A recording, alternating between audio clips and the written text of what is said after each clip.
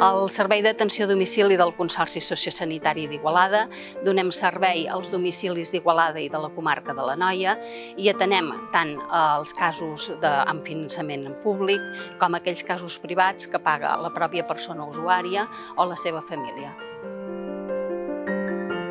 Fem tasques domèstiques de suport a la llar, com la neteja i la cura de la roba, i també tasques d'atenció personal, com llevar o enllitar, higiene personal, àpats, suport en la medicació, acompanyaments o suport en tràmits i gestions. I també oferim servei de psicologia i fisioteràpia a domicili.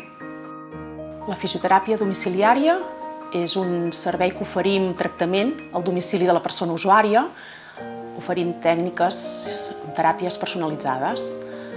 Podem realitzar rehabilitació postoperatòria, neurològica, geriàtrica, exercicis terapèutics, recuperació de lesions. L'objectiu principal de la fisioteràpia és millorar el dolor, millorar la mobilitat i la força, l'equilibri, reeducar la marxa i, en definitiva, mantenir o millorar les capacitats de la persona usuària.